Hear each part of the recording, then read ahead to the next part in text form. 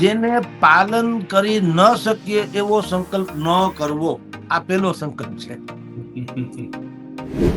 કે ઈશ્વરે આપણને કંઈક હોય એના કરતા ક્ષમતા વધુ આપી હોય વિચારવાની, અથવા તો ખાવા કરતા અન્ન વધુ આપ્યું હોય, વાપરવા કરતા ધન વધુ આપ્યું હોય અને વિચારવા કરતા મન વધુ આપ્યું હોય, તો કેટલાક લોકોને એવું થાય કે ચાલો હવે આપણે થોડુંક બાટીએ.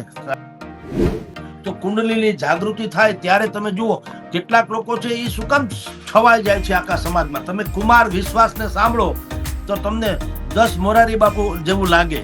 શું કામ નથી? માણસ તો એ છે, મોરારી બાપુનો પોતાનો વિષય છે રામાયણનો. એક બહેતરીન ગાયત્રી પરિવારનો એક બહેતરીન જે છે ને એક સૂત્ર છે, અને એ સૂત્રમાં મને લાગે આખું જગત સમેટાઈ જાય ને તો બધું આવી જાય છે. પોલીસની જરૂર ન પડે, લશ્કરની જરૂર ન પડે, ક્યાંય અરાજકતા પ્રસરે જ નહીં. સૂત્ર શું છે? સોફ્ટ કોર્નર કોણ? તંત્ર અને સરકાર. સોફ્ટ કોર્નર નેતાઓ તો ભ્રષ્ટાચારી. કોઈએ નથી કીધું નેતા આઇકોનિક, એની વાત ઓછી થાય. તમે નેતા શબ્દ બોલે એટલે સીધો એનો પર્યાય પડઘો સંભળાય, ભ્રષ્ટાચાર, રાઈટ? અને તંત્ર એટલે શિથિલ, ખરાબ. પણ કોઈ વ્યક્તિ નાગરિક તરીકે એવું વિચારે છે કે હું જેટલો મારા અધિકાર પ્રત્યે જાગૃત છું એવી મારી ફરજો પ્રત્યે છું? નમસ્તે મિત્રો, આપ જોઈ રહ્યા છો સ્પીક બિંદાસ અને હું છું દેવાંગ વિભાકર.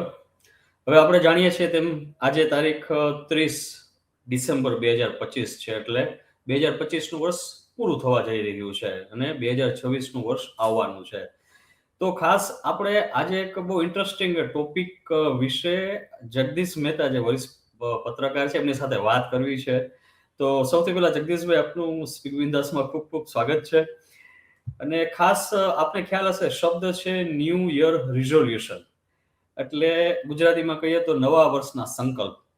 એટલે ખૂબ બધા લોકો નવું વર્ષ હજી આવવાનું હોય ત્યારે એવા બધા સંકલ્પ લેતા હોય છે, રિઝોલ્યુશન લેતા હોય છે કે હું હવે આવતા વર્ષે માનો કે હું વોકિંગ વધારે કરીશ, વજન ઘટાડીશ, હું ખાંડ ઓછી ખાઈશ, અથવા તો કોઈ ગોલ હોય તો એ પૂરો કરીશ. તો એ બધા સંકલ્પ લેતા હોય છે. પણ એના વિશે ઇન્ટરેસ્ટિંગ વાત એ છે કે ભાઈ ઓનલાઈન હું જોતો હતો તો એમાં લખેલું હતું કે ભાઈ 80% સંકલ્પ લોકો પહેલા મહિનામાં ભૂલી જતા હોય છે, અને આરોગ્ય સંબંધિત તો વધારે સંકલ્પ લેતા હોય છે. પણ આપણે આજે કંઈક અલગ વાત કરવી છે, અને ચોક્કસ આપનો શું અભિપ્રાય છે આ ન્યૂ યર રિઝોલ્યુશન વિશે પહેલા તો એ જણાવો, પછી જે આપણે સામાજિક સંકલ્પ શું હોઈ શકે એના વિશે વાત કરવી છે. જી જગદીશભાઈ.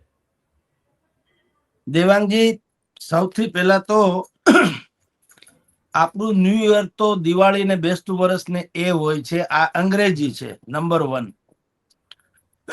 પરંતુ વ્યવહારમાં અને વ્યાપારમાં એ જાન્યુઆરી થી જ આપણે માનતા હોઈએ, એટલે 2 ઘડી માની લઈએ, વાંધો નથી. અને આમ પણ શુભ સંકલ્પ કરવા માટે કોઈ દિવસ જે છે ને તમે આગળ પાછળ હોતા નથી. ગમે ત્યારે કરો નવું. જેમ કે આપણે ગામડામાં કે ને, જાગ્યા ત્યાંથી સવાર. એવું નથી કે વહેલી સવારે જ ઉઠો, તમને બપોરના પણ કોઈ સારો વિચાર આવી જાય, તમે તમારી સવાર થઈ ગણાય. એવી રીતે આ નવું વર્ષ ભલે અંગ્રેજી છે ખેર, પરંતુ કોઈ પણ સારા સંકલ્પ કરવા માટે થઈને કોઈ ચોક્કસ દિવસની આવશ્યકતા નથી. ગમે ત્યારે થઈ શકે ને એમાં આવું નવું વર્ષ જેવું હોય જે યાદ રહી જાય રાતર, અથવા તો એક વ્યવહારમાં છે તો સારી વાત છે, એમાં જરાય ખોટું નથી. મૂળ વાત એવું છે દેવાંગજી, ખરેખર દરેક માણસોએ સારા વિચાર એટલા માટે કરવા જોઈએ. તમારે કેરી ખાવી હોય તો આંગણે બાવળ ન વવાય, તમારે આંબો જ વાવવો પડે. That's all. જો સારા સંકલ્પ કરો છો, તમારા માટે કરો છો, સૃષ્ટિ માટે કરો છો, તો પણ તમે જેવું વાવશો એવું લણશો. એટલે દરેકે આવા કાંઈ ને કાંઈ શુભ સંકલ્પો એની યથાઉચિત સમયે કરવા જોઈએ. પેલી વાત તો ઈ. એટલે એ સારી વાત છે, કશી જ ખરાબ નથી. આ બાને પણ, નવા વર્ષના બહાને પણ અગર કોઈ 2 સારા સંકલ્પ લે તો એનો આફ્ટરઓલ આખા સમાજ, કારણ કે નરેન્દ્ર મોદી પણ કહે છે, આપ જાણીએ છીએ કે 140 કરોડ આપણા આબાદીનો દેશ છે. દરેક વ્યક્તિ એક સંકલ્પ કરે, ખાલી એક, તો પણ એક દિવસના 140 કરોડ સંકલ્પ થઈ જાય, તો એ બહુ મોટી વાત તો છે. એટલે સંકલ્પ સારા કરવા એ બહેતરીન વાત છે. પણ સૌથી પહેલા સંકલ્પ શું કરવો એ આપને કહી દઉં ને પછી આપણે ડિબેટને આગળ વધારીએ. જી જેને પાલન કરી ન શકીએ એવો સંકલ્પ ન કરવો, આ પેલો સંકલ્પ છે. ખાલી કેવા ખાતર નહીં, કઈક છે ને આ દુનિયામાં સાહેબ એટલા માટે કહું, ફેબ્રિકેટેડ જગત જે છે ને, આપણે દુખી એટલા માટે છીએ. તમે જુઓ, તમે ગાય કે ભેંસ કે કબૂતર કે ચકલા કે સિંહ કે હરણ કે વરુ, આ કોઈની રેલી નીકળતી ભાળી અમારી માંગે પૂરી કરો, અમારી માંગે પૂરી કરો. કોઈ કઈ કે છે અમને વધારે વેઢારોમાં કામ ન કરો, અમને વેતન પૂરતું આપો અથવા તો ખોરાક આપો? સાંભળ્યું ક્યાંય? જંગલના ઝાડવાએ કોઈ દી કીધું કે ભાઈ આ માળીને કયો મને બરાબર પાણી નથી મળતું? સાંભળ્યું ક્યાંય? ઘટા ટોપ ઝાડવા હોય છે ને, ઉપરથી સૂર્યને જો ધરતી ઉપર આવવું હોય ને, ઝાડવાની એપોઇન્ટમેન્ટ લેવી પડે. ભાઈ ડાળખા આઘા કરો ને, અમારે સૂર્યના કિરણ નીચે લાવવા છે. તો આ વાત શું કામ? એ લોકો પ્રકૃતિના નિયમોને બિલકુલ પાલન કરે છે. એક મનુષ્ય એવો છે, એને એમ છે કે હું કમ હમ જ્યાં ખડે લાઈન વહાં સે શુरू હોની ચાહીએ, એટલે થોડોક ડખો છે. એટલે પહેલામાં પહેલી વાત તો એ કે એવો સંકલ્પ ન કરવો જે પાળી ન શકીએ. આ પહેલો સંકલ્પ કરવો છે. પણ સંકલ્પ કરવા એ સારી વાત છે, એને સાર્થક કરવા એ એનાથી વધારે સારી વાત છે. જી દેવાંગજી. જી જગદીશભાઈ, આ છે ને બહુ ઇન્ટરેસ્ટિંગ વસ્તુ છે. જનરલી લોકો સંકલ્પ એટલે જ કરતા હોય છે કેમ કે એને અંદર ક્યાંક ને ક્યાંક એવું હોય છે કે આ હું કરી શકીશ નહીં. એટલે શું થાય, સંકલ્પ લે એટલે એક એને એમ થાય કે મારી અંદર પાવર આવ્યો છે ને હવે હું એને પૂર્ણ કરીશ. એટલે અહીંયા મુદ્દો એ આવે છે કે ભાઈ સંકલ્પ છે અમુક પૂરા થઈ શકે એવા છે, બરાબર છે. હું ચંદ્ર ઉપર જઈશ, બરાબર છે, પ્રયાસ કરીશ તો એ સમજી શકાય કે નથી પૂરો થવાનો. પણ કેમ રોજ હું 5 કિલોમીટર ચાલીશ, તો વ્યક્તિએ જે સંકલ્પ લેવાની વિચારધારા છે એના વિશે થોડું તમારી પાસેથી સમજવું છે. લોકો સંકલ્પ શું કામ લેતા હોય છે? તમારું શું માનવું છે? જુઓ, એવું છે જે જીવનમાં અધૂરપ છે ને, ત્યાંથી સંકલ્પની વ્યાખ્યા શરૂ થાય. ફલાણું નથી એટલે આપણે એને સંકલ્પના સ્વરૂપે લઈએ છીએ. મેં આપને શરૂઆતમાં કીધું કે તમારે વહેલું ઉઠવું છે તો તમારે એલાર્મ મૂકવું પડે છે. ગામમાં તમે જુઓ, ત્યાં એલાર્મ મૂકવું નથી પડતું. ત્યાં તો પ્રાગળવાહો શબ્દ છે, પ્રાગળવાહું, અથવા તો તમારી જાણકાર એક બીજો છે ભળકણું શબ્દ છે, ભળકણું એટલે ઝાંખું ઝાંખું દેખાવું. તે પ્રાગળવાહું એટલે પ્રાગટ્ય થવું. એવું પણ હજી સૂર્ય તો ઉગ્યો જ નથી, નારાયણ તો જે અંદર છે, પણ એનો ખાલી ભાસ થાય છે. એનો ઓરા આપણી પૃથ્વી પર આવે છે, ખબર પડી જાય કે સવાર થવાનું છે. તો જે વસ્તુ તમારી ક્ષમતામાં નથી અને તમારે કરવું છે, એને લોકો સંકલ્પ આપણે એમ માની લઈએ છીએ, પણ એવું નથી હોતું. ઘણી વખત એવું હોય દેવાંગજી, કે ઈશ્વરે આપણને કંઈક હોય એના કરતા ક્ષમતા વધુ આપી હોય વિચારવાની, અથવા તો ખાવા કરતા અન્ન વધુ આપ્યું હોય, વાપરવા કરતા ધન વધુ આપ્યું હોય, અને વિચારવા કરતા મન વધુ આપ્યું હોય, તો કેટલાક લોકોને એવું થાય કે ચાલો હવે આપણે થોડુંક બાટીએ. કારણ કે આ તો જીવન તો 100 વર્ષની આયુષ્ય આપણે એવરેજ ગણો તો દુનિયામાં ક્યાંય કૃષ્ણ ભગવાન ગયા એની પર પછી ટપાલ નથી. પ્રભાસ પાટણમાં એની પેનીમાં તીર માર્યું ભીલે અને એ મહાપ્રયાણ કર્યું, પછી કૃષ્ણની પણ ટપાલ નથી. અર્થાત તમને ને મને જે જીવન મળ્યું છે એ મળ્યું છે, ધેટ્સ ઓલ. એમાં હું દાઉદે બની શકું યા તો દામોદરે બની શકું, મારી ઈચ્છા પડે એવું બની શકવાની ક્ષમતા છે.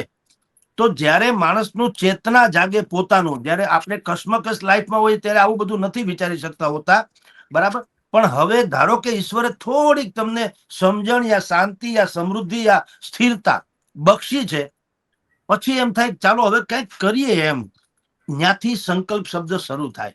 કોઈ સારી રીતે કરે. મેં તમને કીધું તન મન અને ધન એક્સ્ટ્રા જયારે મળે ત્યારે લોકોને એમ થાય, કેટલાકને ખરાબ વિચાર આવે, કેટલાકને સારા, પણ સંકલ્પ મોટા ભાગે સારા. કોઈએ એવું આજ સુધીમાં કઈ પાણી મૂકવું એવું સાંભળ્યું નથી ચાલો હવે આજથી છે ને સંકલ્પ કરું છું કે હું રોજના એકાદ મર્ડર તો કરી જ નાખીશ. એમ એવું કઈ ન હોય, એવું કોઈ કરે નહીં. કોકનો જીવ બચાવવો, કોકને મદદ કરવી, કોકની દુઆ લેવી, આવા જ હંમેશા સંકલ્પો થતા હોય છે. એટલે સંકલ્પો કરવા એ પહેલી વાત તો સારી જ વાત છે. લોકો વિચારે પોતાના પાસે હોય એનાથી એક્સ્ટ્રા કાંઈ પણ હોય એ આપવાની જે વાત છે સમાજને. કારણ કે આ તો ઋણાનું બંધ છે ભગવાન. આપણે બધા જ માનીએ છીએ કે આ બધું મેં કર્યું, પરંતુ એવું હોતું નથી. જો આપણે કર્યું એમ કર્યું હોત તો દવા ખાઈને સૂવું પડતું ન હોત. એટલે આપણાથી કશું થતું નથી. જ્યારે એ વસ્તુ નક્કી થઈ જાય કે આપણી અમુક પ્રકારની લક્ષ્મણ રેખા છે, તો એનાથી પર જે છે દુનિયા, એ તરફનો વિહાર એટલે સંકલ્પનો દરવાજો. ધીરુભાઈ અંબાણીને 2 જ હાથ હતા, આપણા જેવા જ હતા, પણ એ અબજોપતિ ને ખરબોપતિ છે ને, એ દુનિયાભરમાં એનું બધું સામ્રાજ્ય છે. તમે ને હું, એટલે તમે તો હશો જ, પણ આપણા જે કોમન માણસોની વાત કરીએ, આપણે નોકરી ધંધા ગોતતા હોઈએ.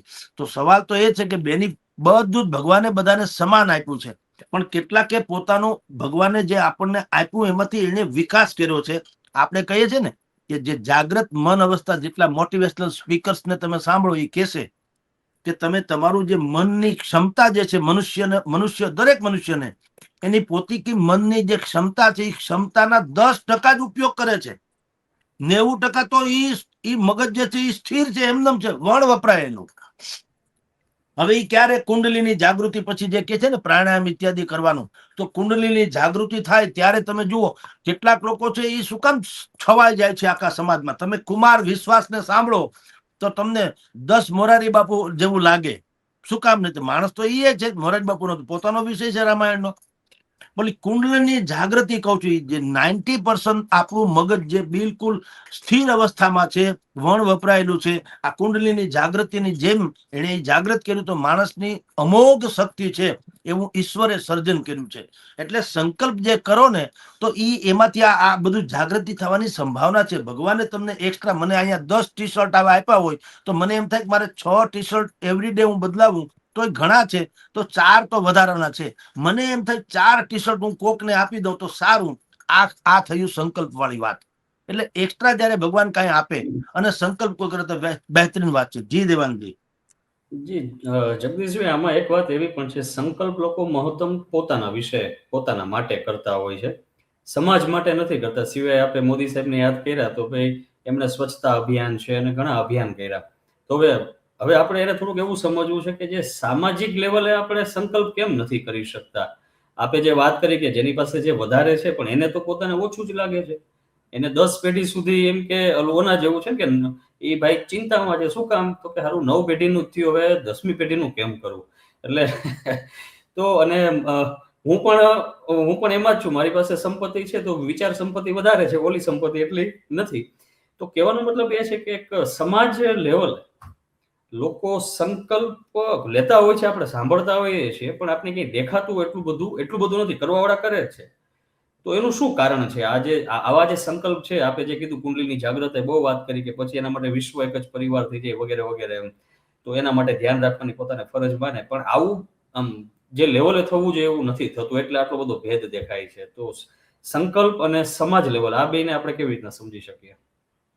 દેવાંગજી, સુંદરતા પામતા પહેલા સુંદર બનવું પડે. જો તમારી કે મારી, રાધર કોમન તમામ માણસની જો એવી ઈચ્છા હોય કે આ સંસારમાં એ પણ પોતે પણ શાંતિથી ને ખુશહાલ લાઈફ જીવે, તો એણે એવો સંકલ્પ સમાજ માટે કરવો ઘટે, પોતા માટે નહીં. અને દરેક વ્યક્તિ જયારે સમાજ જુઓ, સાવરણી છે ને, સાવરણી એ જો નોખી નોખી નોખી નોખી સળી હોય તો સ્વયં કચરો છે, પણ એ ભેગી થાય તો કચરાને સાફ કરે. એનો એ જ સાવરણી. એ અલગ અલગ પડી હોય છે એના ડાળખા, તો એ સ્વયં કચરો છે, સમજી લ્યો.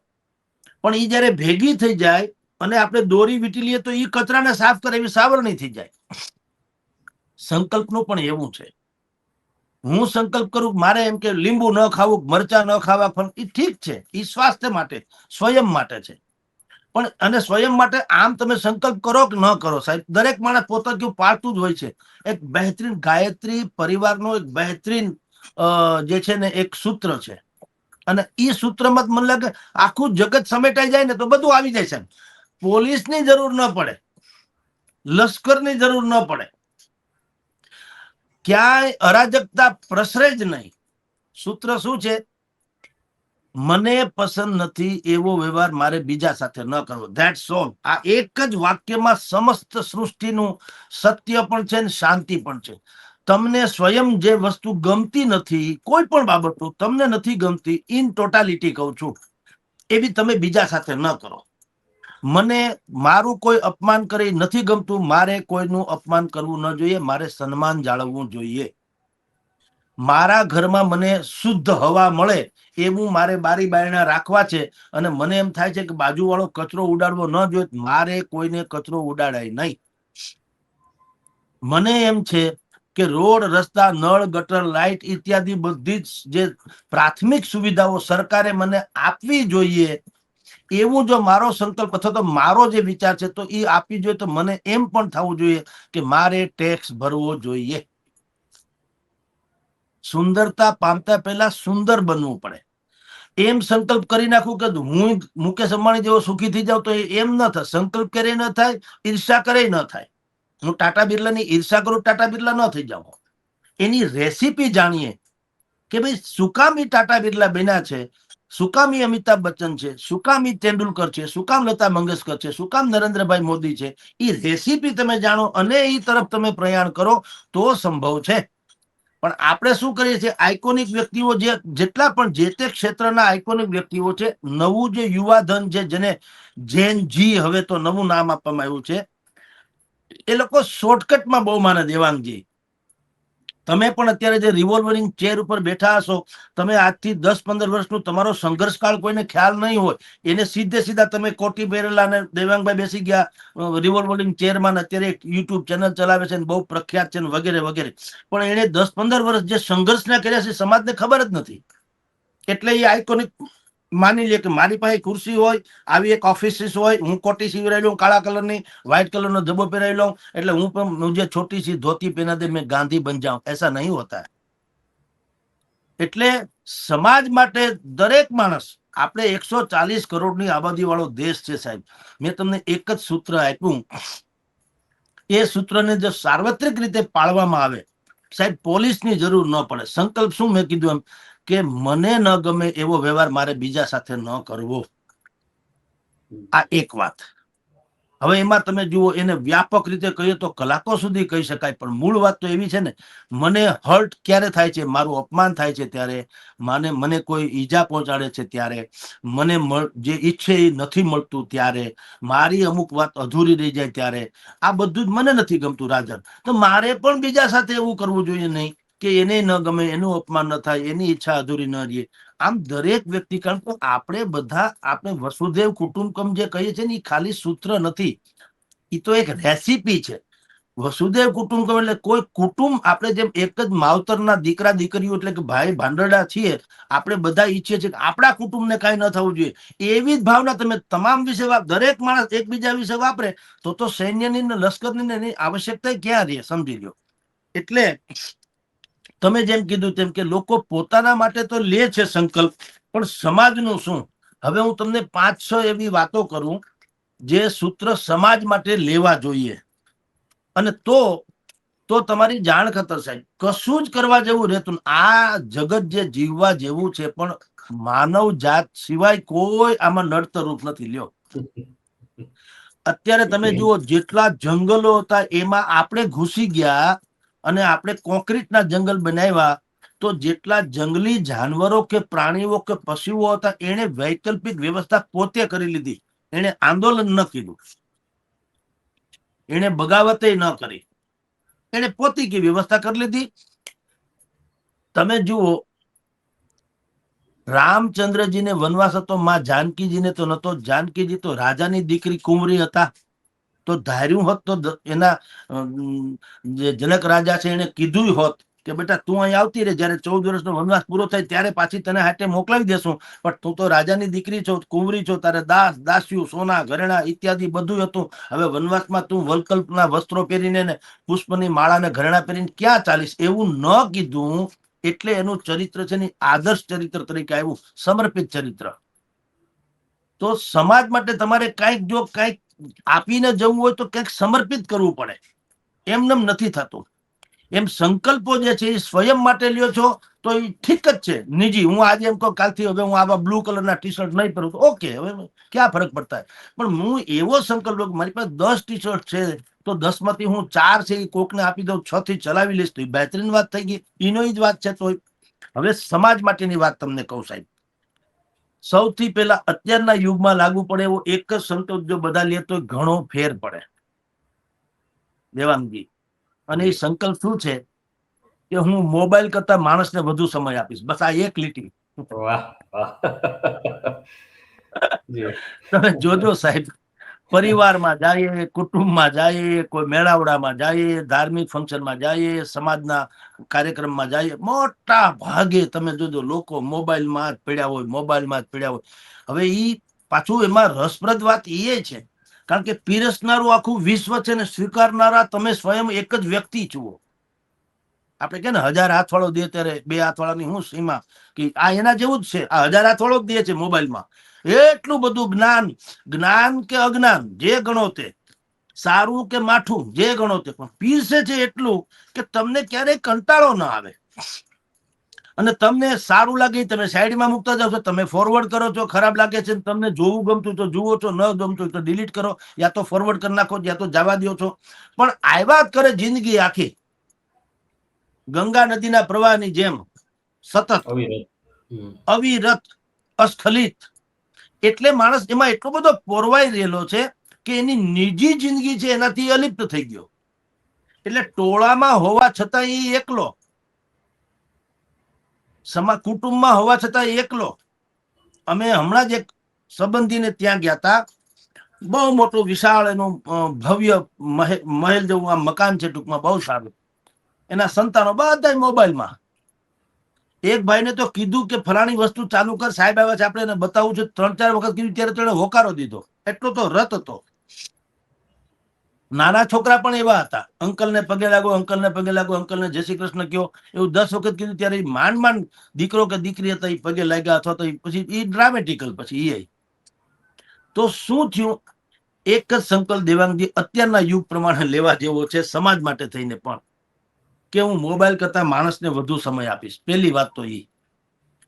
અને મનોવૈજ્ઞાનિકો પણ કહે છે કે એવરી ડે, ભલે આપણે અત્યારે મોબાઈલ આધારિત જીવન હોય તો પણ, દિવસના 2 થી 3 કલાકથી વધુ મોબાઈલ ઉપર આપણું જે કામ છે ને એ બધું જ આપણને ખોટકો કરે. આંખને નુકસાન છે, બાકી બધાને નુકસાન છે. કારણ કે રેર ઓફ ધી રેર કેસમાં અમુક લોકો હોય છે જે એમાંથી બહેતરીનમાં બહેતરીન જે વિકલ્પો જે છે શોધીને આગળ વધે. મોબાઈલ પાછું આમ ખરાબ છે એવું નહીં, જેને સારી રીતે વાપરતા આવડે.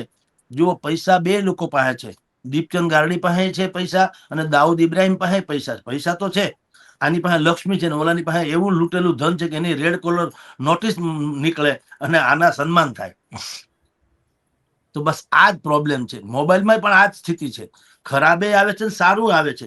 આટલી સમજણ જો આવી જાય કે આપણે ખરાબ નથી જોવું, છે તો છે પણ નથી જોવું, અને સારું પાછું એટલું જ બહેતરીન આવે છે. મારે અત્યારે ને અત્યારે રામાયણની બેસ્ટ ઓફ ધી બેસ્ટ ચોપાઈ ધારો કે મારે જોવી હોય કે ભાઈ રામાયણમાં કઈ ચોપાઈ બેસ્ટ ઓફ ધી બેસ્ટ છે, તો પણ સાહેબ એમાં આવી જાય. એ આપણને બતાવે કે આ 10 ચોપાઈ છે, બહેતરીન છે. ક્રોધાત ભવતી સમોહાત, સમોહાત સ્મૃતિ વિભ્રમ, સ્મૃતિ વિભ્રમ બુદ્ધિનાશો, બુદ્ધિનાશો પ્રણશ્યતિ. ભાઈ ક્રોધમાં તમને મોહ જન્મે છે, તમે મોહાંધ થઈ જાઓ છો. ક્રોધમાં ટૂંકમાં ભાન નથી રહેતું. ક્રોધાત ભવતી સમોહાત, સમોહાત સ્મૃતિ વિભ્રમ. જયારે તમને સમોહિત થઈ જાઓ છો, કોકનામાં રત થઈ જાઓ છો, કોકના વેરમાં કે પ્રેમમાં, તો તમને કઈ ભાન નતું. સ્મૃતિ વિભ્રમ, તમે ભૂલી જાઓ છો કે તમે કોણ છો. સ્મૃતિ વિભ્રમ બુદ્ધિ નાશો. જયારે સ્મૃતિ એટલે કે તમારી યાદદાસ્ત કમજોર થઈ જાય, યા નષ્ટ થઈ જાય, ત્યારે તમારી બુદ્ધિનો નાશ થઈ જાય. બુદ્ધિ એટલે વિવેક, બુદ્ધિનો નાશ થઈ જાય. અને બુદ્ધિ નાશો પ્રણશ્યતિ, તો પછી બધું સત્યાનાશ થઈ જાય. તો મારે એક જ સેકન્ડમાં ધારો કે કોઈ એક સારી પંક્તિ જોતી હોય તો ગૂગલ તો આપણને આપે જ છે. જૈનજી જે છે ને એને આ જ વાત કહેવાની જરૂર છે કે બહેતરીનમાં બહેતરીન વાતો પણ આમાં છે. તમે આમાંથી બિલકુલ કુમાર વિશ્વાસ જેવા થઈને નીકળી શકો એમ છો. પણ તમે, કારણ કે એની વય એવી હોય છે, ઉંમર વર્ષ 10 થી માંડીને 14 સુધી, 9 થી 14 સમજો, ઈ ઉંમરના જે લોકો છે એને મોબાઈલ થી પેલા તો યા તો દૂર રાખો, યા તો એને બિલકુલ સમજણ આપી દો બેટા આવું છે, તો બહેતરીન વાત થઈ શકે. એટલે આ મેં સમાજ માટેની વાત કરી કે તો મોબાઈલ કરતા માણસને વધુ સમય આપે એવી વાત કરવી જોઈએ. બીજી એક સામાજિક વાત કરું દેવાંગજી, મોટા ભાગના કિસ્સાઓમાં આપણે એવું જ સાંભળતા હોઈએ કે સરકારે રોડ બનાવી દેવો જોઈએ, આ બસ ખખડધજ છે, બસ વોલ્વો બસ જેવી હોવી જોઈએ, આ શાળામાં જે શિક્ષકોની ભરતી કરી દો, શાળા હોવી જોઈએ બિલકુલ આહલાદક મોડર્ન સ્કૂલ હોવી જોઈએ, સ્માર્ટ રૂમ હોવા જોઈએ, ક્લાસરૂમ, અને આ બધું વ્યવસ્થા હોવી જોઈએ, ફલાણું પુલ તો બરાબર હોવો જોઈએ, ટ્રાફિક જામ ન થવો જોઈએ, વગેરે વગેરે. સરકાર અને બધાને સોફ્ટ કોર્નર કોણ? તંત્ર અને સરકાર.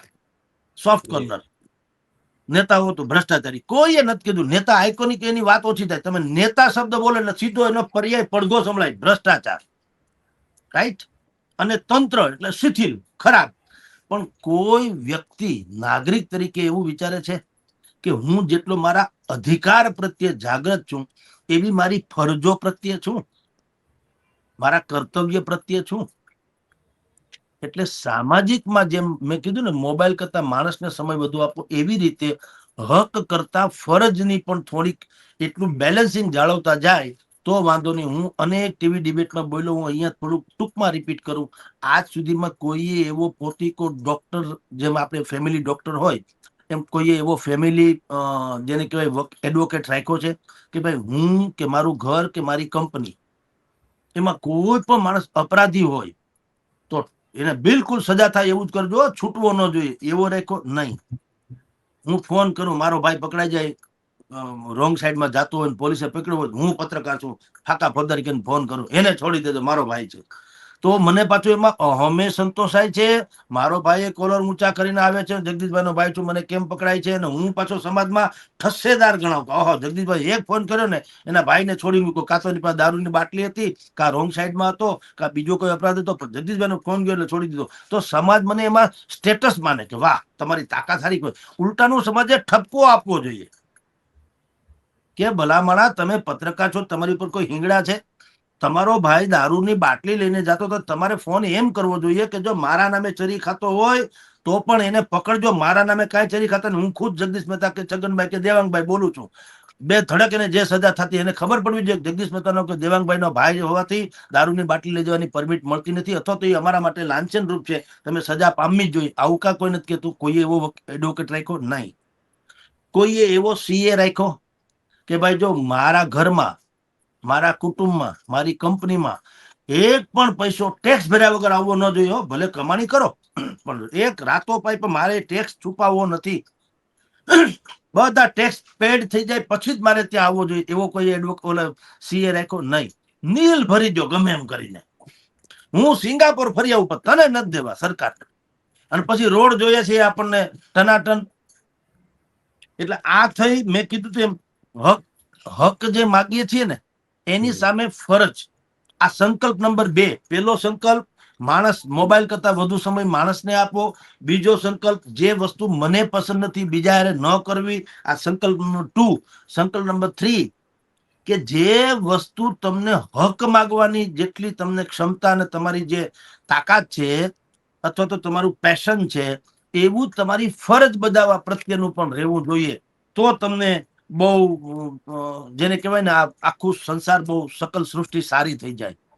સંકલ્પ નંબર 4 દેવાંગજી, જેની સાથે તમે સંબંધ કેળવો, મૈત્રી સંબંધ કોઈ પણ, એને ગુણ અવગુણ સાથે, અવગુણને પણ એના ચાહો. એને શું કહેવાય, આપણે ત્યાં શું છે, 2 પ્રકારે સંબંધો, જેને આપણે જાહેર જીવન કહીએ છીએ. એમાં શું હોય છે? સ્થિતિ સ્થાપક નહીં, સ્થિતિ આધારિત, પરિસ્થિતિ આધારિત. તમે એન્કર છો તો હું તમને આદરણીય માનીશ. તમે કાલથી એન્કરિંગ છોડી દો એટલે હું કોઈ નથી ઓળખતો. હું અત્યારે ડિબેટ કરું છું, તમે મને એક વિશ્લેષક માનો છો. કાલથી મને કોક, હું કે પડી જાઉં ડુંગળી વેચતો એટલે જગદીશભાઈ ખતમ. એ સ્થિતિ સ્થાપક થયું. વાસ્તવમાં એવું છે, તમે કોઈ સંબંધો ટકે કયા? સંબંધો ઈ જ ટકે જેમાં તમે એના દોષ અને એના ગુણ બેયને તમે ચાહો. આપણા કુટુંબમાં માવતર તમે જુઓ, એટલે જ આપણે કુટુંબ પ્રથા જળવાઈ રહી છે ને. કોઈ માવતરે કીધું કે એક મારો છોકરો છે એ લાખ રૂપિયા કામે છે ને એક 25,000 કામે છે, તો એને કોરી રોટલી આપો, લાખ રૂપિયા વાળાને તમે ઘી વાળી આપો, એવું નથી. માને તો બે હરખા હોય છે ને. દોષ અવગુણ, કોક વિકલાંગ હોય તો પણ એને કે વાંધો નહીં ભાઈ, દિવ્યાંગ છે, નો પ્રોબ્લેમ, ભલે પણ અમારા આ દીકરો છે એના અમારા દરેક વસ્તુ સ્વીકાર્ય છે.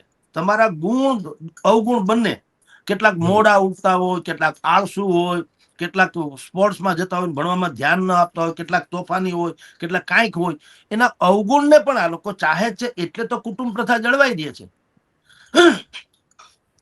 તો સંકલ્પ નંબર 4 કે સમાજમાં તો જ એકતા પણ જળવાઈ રહેશે કે હું જેને ચાહું કે જેની સાથે મૈત્રી કેળવું કે સંબંધ રાખવું કે કરુણા દાખવું કે યા તો જે કઈ છે એના દોષ અવગુણ બંને સાથે, ખાલી ખાલી સદગુણને નહીં, તો સ્થિતિ સ્થાપક થાય. મેં કીધું તેમ કાલે હું મિનિસ્ટર થાવ, મને 500 લોકો મળવા આવે, પુષ્પગુચ્છ છાપવા આવે, વાહ જગદીશભાઈ મિનિસ્ટર છે મિનિસ્ટર, વળી મિનિસ્ટર માંથી નીકળી જાવ એટલે વળી પાછા કોરા કાગડા જેવા.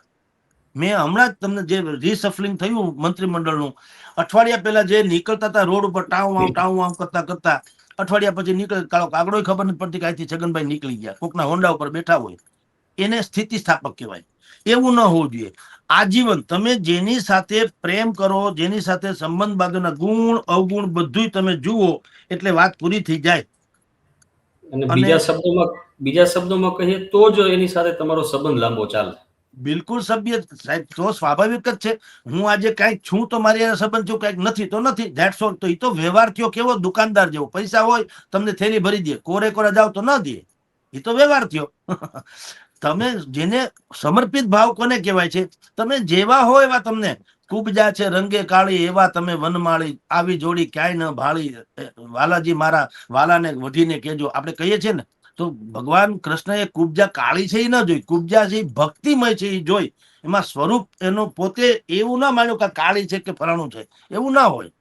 સબરી માતા જે છે તમે જુઓ, જંગલમાં એકલા ઝૂંપડીમાં આપણે જે વર્ણન છે એ પ્રમાણે જુઓ, જીર્ણ શીર્ણ કાયા છે, શ્યામ વર્ણા છે, ફાટલ તૂટલ કપડા છે, નાની એવી ઝૂંપડી છે. એને કાંઈ ખબર પડતી નથી કે ભક્તિ સ્વરૂપ શું છે. એ કોઈ આધ્યાત્મિક કે એવા મોટિવેશનલ સ્પીકરને સાંભળીને કઈ ભક્તિના રવાડે ચડ્યા એવું નતું. એને કોઈ જ્ઞાને નતું આપ્યું. તો બિચારા જંગલમાં એકલા રહેતા હતા, પણ કેવળ નામ જપ, રામ રામ રામ રામ રામ એમ કર્યા સ્વયં પરમાત્મા એના ન્યા આવ્યા દર્શન દેવા. એને જવું ન પડ્યું. આ થઈ એકાગ્રતા ને આ થયું સદગુણ ને દુર્ગુણ બધી રીતે. એને ક્યાંય કલ્પના ન કરી, એને બીજી કોઈ વિવેચના પણ ન કરી, રામથી માંડીને બીજા કોઈમાં પણ એને કેવળ ભક્તિનો સ્વરૂપ માન્યો. એને એમ ન કર્યું કે કેટલાય ભક્તો જે છે આવી રીતે ખંડિત થઈ ગયા. રાવણ જેવા, રાવણને પણ 7 પેઢીનો શ્રાપ હતો, 4થી પેઢીએ માંડી રાવણ જે છે એ આવી રીતે મોક્ષ ગતિને પામ્યો. એવું બધું કઈ નહીં, અઘરું બહુ કરવાની જરૂર નથી. કેવળ રામ રામ રામ રામ કર્યા. સ્વયં પરમાત્મા એને દરવાજે આવ્યા અને એને એઠા બોર ખાધા. એમાં જુઓ, રામે પણ એવું ન કીધું કે ક્યાં સબરીન, ક્યાં હું, ક્યાં એઠાન, ક્યાં ફેઠાન, કુછ નહીં.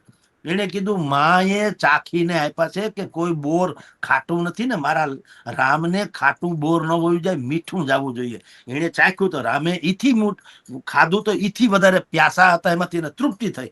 વાહ, આનું નામ માં, इसे कहते हैं भक्ति. આ સમર્પણ ભાવ. એટલે આપણે કોકને ચાહીએ, કોકને મૈત્રી જે કઈ કેળવીએ કે કોકની યારે કરાર કરીએ તો પણ એના દોષ અને સદગુણ દુર્ગુણ બંને, એ બંનેને તમારે ચાહવા. કમસે કમ એને માન તો આપવું જ ઘટે. દેવાંગજી, એક નિજી વાત છે, આમ જી જી. નિજી વાત સામાન્ય રીતે કેવી ન જોઈએ, પણ આ તો આપણા ઓડિયન્સને સમજાય એટલે હું કહું છું. તાજું છે ને ચકચારી છે એટલે કહું છું, નહીં તો ન કેવી જોઈએ. હું જે આ વાત કહું છું ને, દરેક વસ્તુ તમારી જાણકાર દેવાંગજી, વાત બીજાને ગળે તો જ ઉતરે જો તમે પાલન કરતા હો. એક વસ્તુ આચરણ બહુ મોટી વાત છે.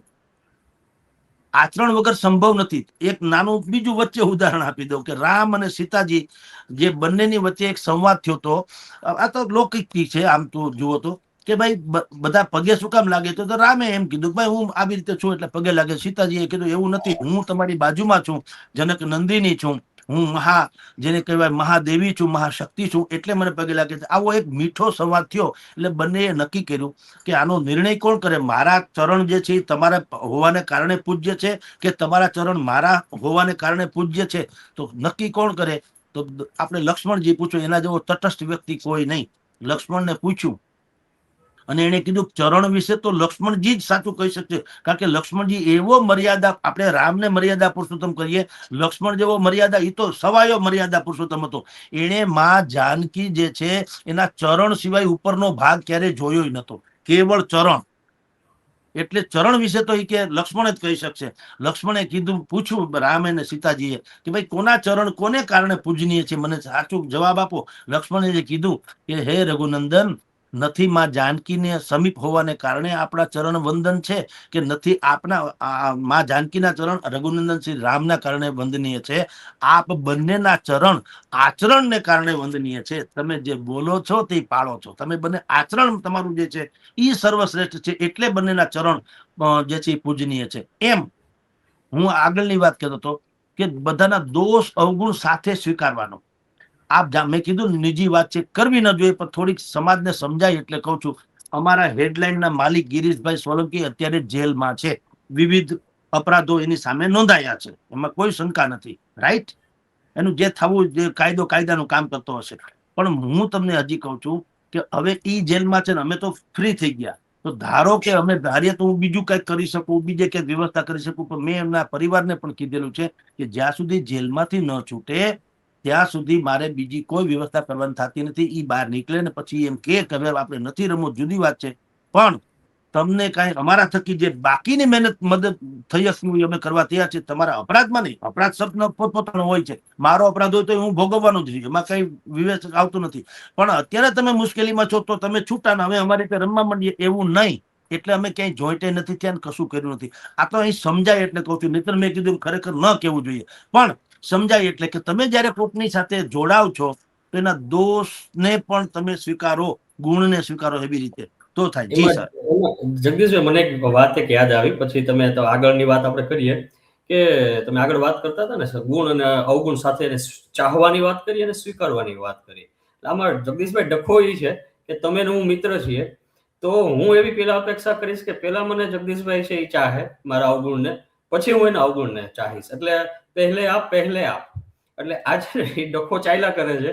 અને એમાં પ્રેમ પણ હોય છે, એમાં પણ ક્યારેક ડખો હોય છે, ને એના કારણે આ કોઈ જે શરૂઆત નથી કરતું એટલા પ્રશ્ન રહેતા હોય છે. જો શરૂઆત કરે તો સામે વાળો તૈયાર જ હોય છે. જી જગદીશભાઈ. જી દેવાંગજી, એના માટે થઈને એક વાત તમને કરી દઉં.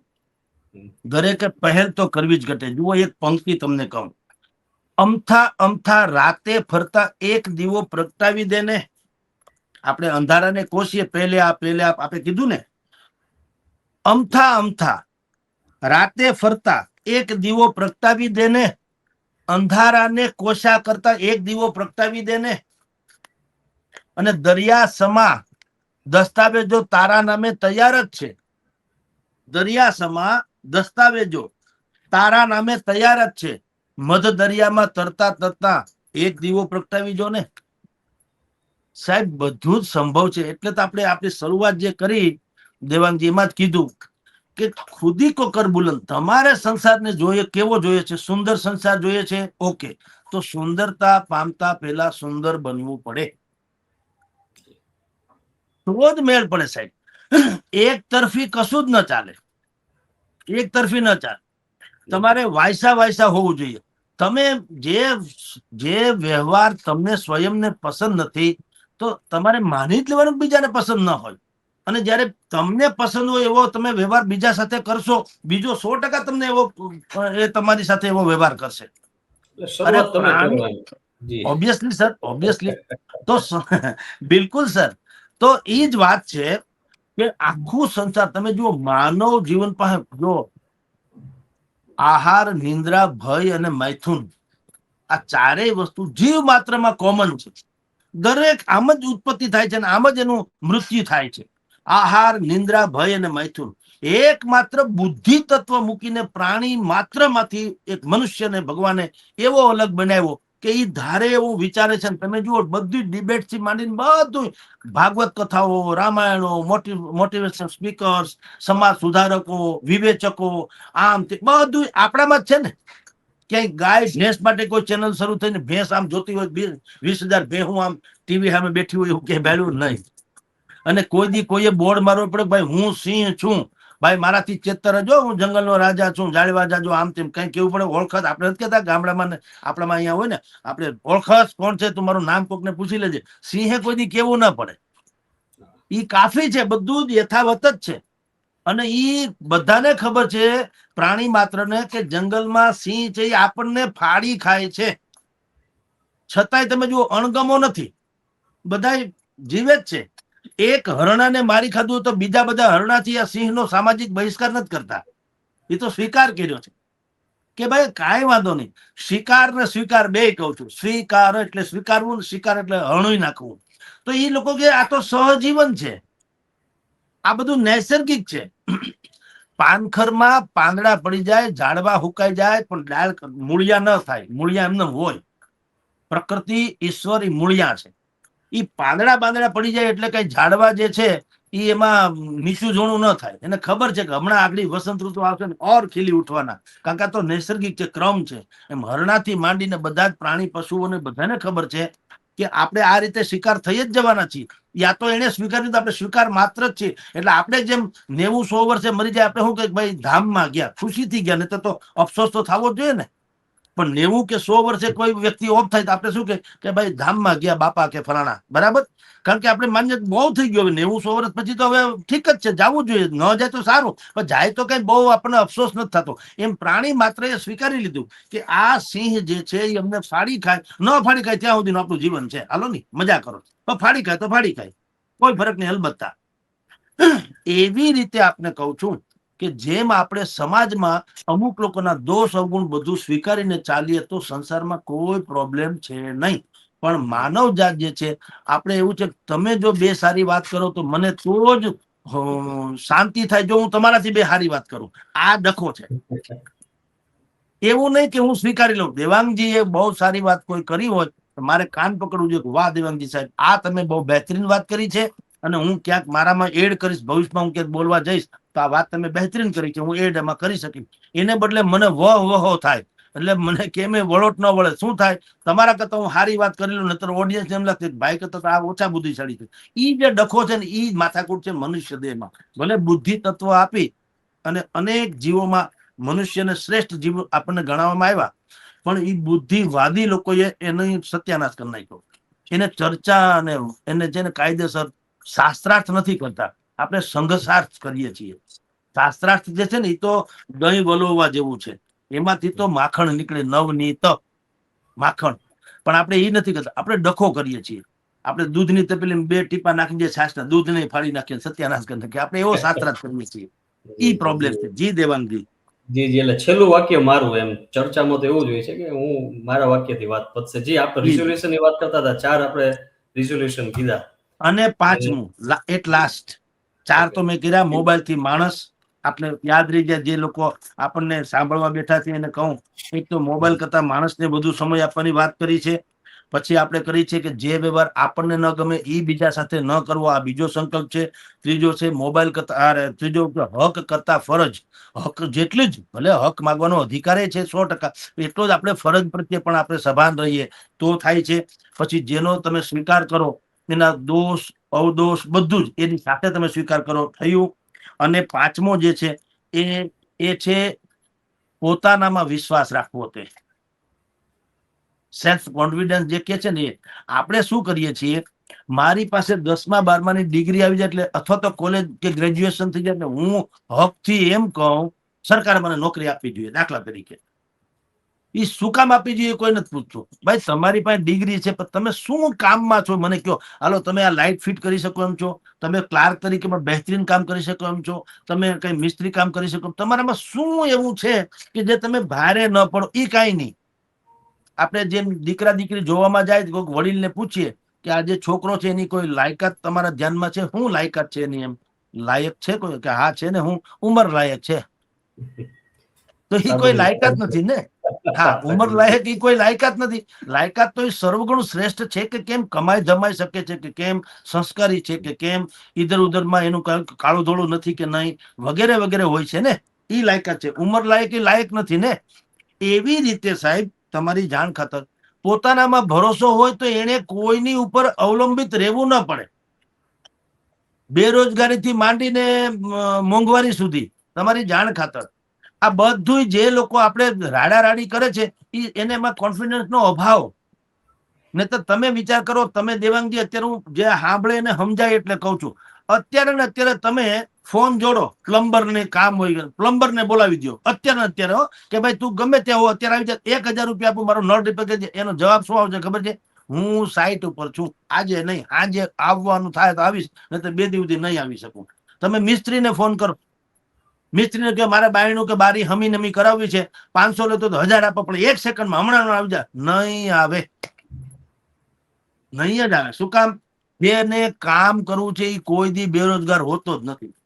જે બેકાર છે એ બેરોજગાર છે મોટા ભાગે.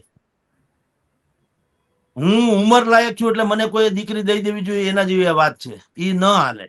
બાકીની લાયકાત હોવી જોઈએ. એટલે તો ધીરુભાઈ અંબાણી છોકરાને એ કલેક્ટર ના બનાવી દે, મુકેશ અંબાણી કલેક્ટર ન હોવો જોઈએ? એ હું કામ ઉદ્યોગપતિ છે, એ ક્યાં કલેક્ટર છે? હાલો. અને મુકેશ અંબાણીએ એના છોકરાને કલેક્ટર નથી બનાવ્યો. નહીં તો આપણે જે બધા કહીએ છીએ ને, મને ક્લાર્ક બનાવથી માંડીને કલેક્ટર, હું ભણી લીધો, એના છોકરા નહીં ભણ્યા હોય, કાં નથી બનતા? રાહુલ ગાંધી છે, કાં ન બન્યો? રાજીવ ગાંધીના દીકરા હતા, કાં કલેક્ટર ન બનાવ્યા? એવું નથી હોતું ભાઈ કે તમે ભણી લીધા એટલે તમને નોકરી આપી જ દેવી. તમે ઉપયોગી એવા બનો કે તમને સામેથી લોકો લઈ જાય કોઈ પણ ક્ષેત્રમાં, તો બેરોજગારી ઘટે. માનસિક બેકારી જે છે ને એ આ દેશની સૌથી મોટી સમસ્યા છે. એટલે મેં તમને કીધું સેલ્ફ કોન્ફિડન્સ, પોતાનામાં વિશ્વાસ. તમે ભણી ગણીને, અગાઉના જમાનામાં સ્વામી વિવેકાનંદ શું કહેતા? નચિકેતા યુવાન તૈયાર કરવાનું કીધું. એને એવું નતું કીધું ભણી ગણીને ડિગ્રીધારી કુછ નહીં હોતા, ડિગ્રી બિગ્રી કઈ ના આવે. माँ मुझे छोटी सी धोती पहना दे तो मैं गांधी बन जाऊं, ऐसा नहीं होता है. એમ ગાંધી ના બનાય. ગાંધી બનવા માટે થઈને બાકીનું બધું હોવું જોઈએ ને. ખાલી આભૂષણોથી કે વેશભૂષાથી ગાંધીજી ન થવાય ને. એવી રીતે તમારી પાસે ડિગ્રી છે એટલે નોકરી ના મળવી જોઈએ. તમે કૌશલ્યવાન છો ખરા, બિલકુલ, યુ હેવ, તમારી પાસે સ્કિલ્ડ છે તો તમને 100% નોકરી. અને કોણ સ્કિલ્ડ વાળો અત્યારે જે છે એ કોણ ફ્રી છે મને તમે કયો? અરે એક મદારી પાસે ટાઈમ નથી, ડગ ડગ ડગ ડગ ડગ કરી ડમરું અને એ જ છરી ખાય છે, એને ફુરસદ નથી. સમજી લો, કૌશલ સૌથી મોટી વાત છે. એટલે બેરોજગારી છે ને, જેનું જે સ્વયં બેકાર છે એની માનસિકતા રાધર. નહીતર ઈશ્વરનું કોઈ પણ સર્જન બોગસ હોતું નથી.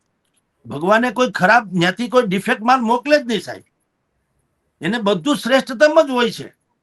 પણ આપણે એમ માનીએ છીએ કે આપણે આ 2 રૂમ કે 3 BHK નો આપણો ફ્લેટ હોય, 2 BHK કે 3 BHK એનો ફ્લેટ હોય, અને મહેમાન આવે તો ડ્રોઈંગ રૂમમાં થોડાક બેસે, બૈરા હોય બીજા રૂમમાં બેસે, આપણા ઘરના હોય રહોડામાં રસોઈ કરતા હોય, બાકીના છોકરા બોકરા હોય ઉપરના રૂમમાં રમતા હોય, તો પારવણ લાગે, એટલે કે હળવાશ લાગે. કોઈ બધા રાંધણિયામ કરી જાય શું થાય?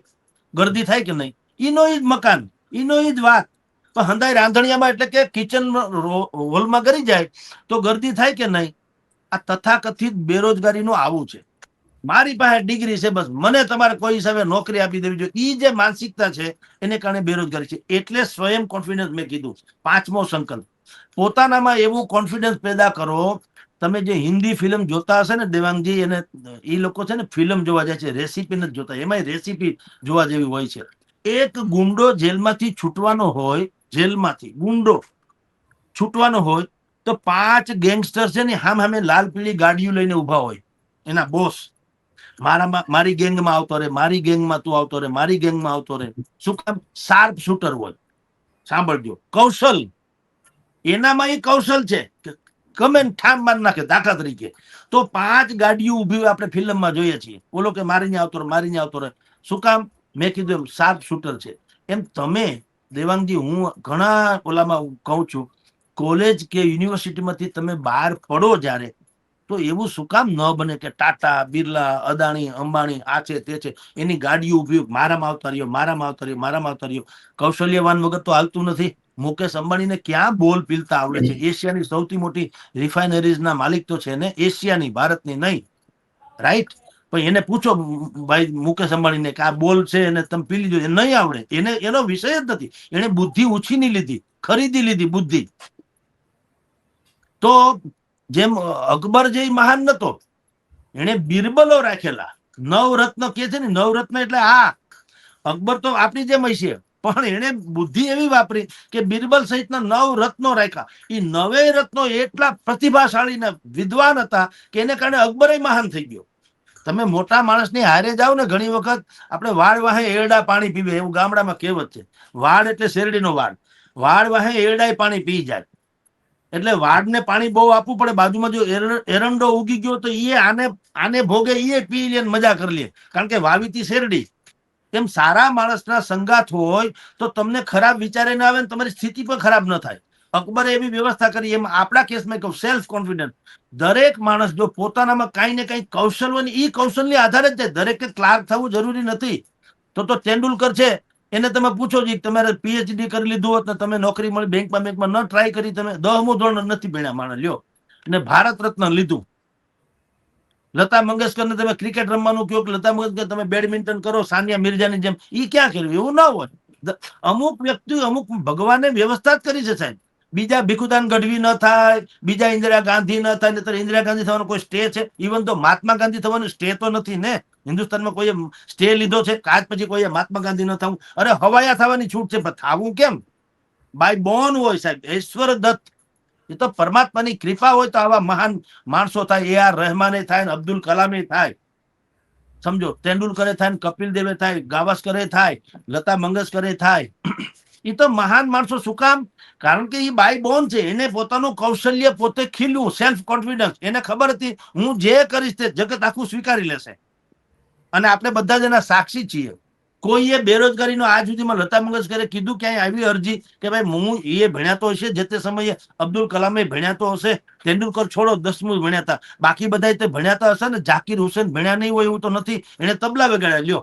હવે એને નહીં થયું હોય નહીતર કે હું પીએચ અમુક લેવલ સુધી ભણી લીધો, હવે તબલા ક્યાં વગાડું ભાઈ સાહેબ? આ કઈ કેરિયર કહેવાય? તો થઈ કે નહીં? આઇકોનિક થયું ને. આજની તારીખે તબલામાં તમે જુઓ ઝાકીર હુસેન થી એનાથી પછી સ્કાય ઇઝ ધ લિમિટ.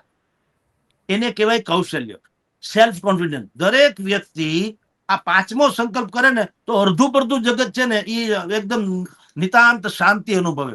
કે તમને ઈશ્વરે જે ક્ષમતા આપી છે, જે ક્ષેત્રમાં પ્રવેશવાની, એને તમે તમારી રીતે મૂવ કરી લો, આગળ વધારી લો.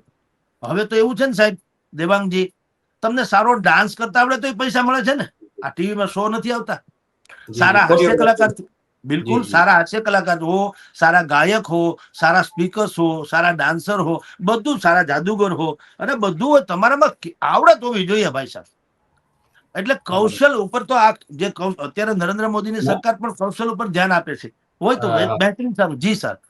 જી જી જગદીશભાઈ, મને એવું થાય છે આપણે આના ઉપર એક એક્સક્લુઝિવ પાછું ક્યારેક ડિબેટ કરશું. હમણાં જે પીએમ કૌશલ્યમ યોજનામાં ભ્રષ્ટાચારને ઘણો બધા સમાચારો આવેલા, અને સ્કિલ અને સ્કિલ ડેવલપમેન્ટ આ ખરેખર બહુ અગત્યનો વિષય છે.